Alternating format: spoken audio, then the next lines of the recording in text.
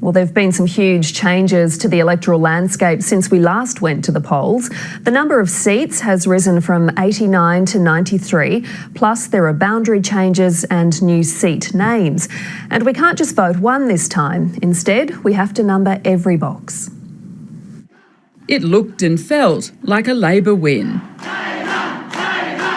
But with just 44 seats, it took Anastasia Palaszczuk 2 weeks to secure minority government with the support of independent Peter Wellington. But the volatility didn't end there.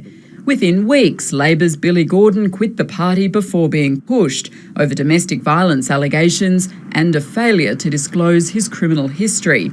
A year later, Labor lost Rob Pyne to the crossbench. Then the LNP was rocked by a defection, with Steve Dixon joining One Nation in early 2017. We need to get a win. A month later, Speaker Peter Wellington announced he wouldn't recontest his long-held Sunshine Coast seat. This time the electoral landscape has changed dramatically. A redistribution has created 4 new seats and redrawn boundaries. In the north, the Katters Australian Party-held seat of Dalrymple has been abolished and the coastal seat of Hill created. The Sunshine Coast gets a new seat of Ninderry, while Bancroft will cover the growing region running down to Brisbane. On the Gold Coast, there's a new electorate of Bonnie, and Logan gets McAllister. Jordan will take in the Springfield community west of Brisbane, and in the capital, Ashgrove, Mount Cootha and Indooroopilly have been rearranged into Cooper and Maiwar. On the new boundaries, the Palaszczuk government notionally has a majority, but the resignation of members plus the difficulty of estimating margins in some of these new seats means that it's really a new ball game.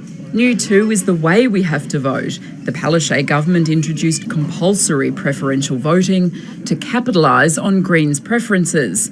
However, the move could backfire on Labor because of the re-emergence of One Nation. If this was optional preferential voting with One Nation back on the scene, it would be a major problem for the LNP. Whereas now with full preferential voting, the Labor Party has to worry about preference flows.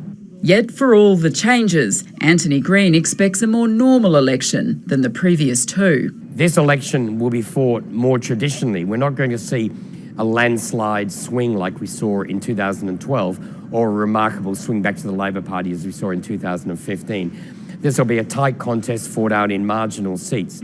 Let the contest begin. Kieran McKechnie, ABC News.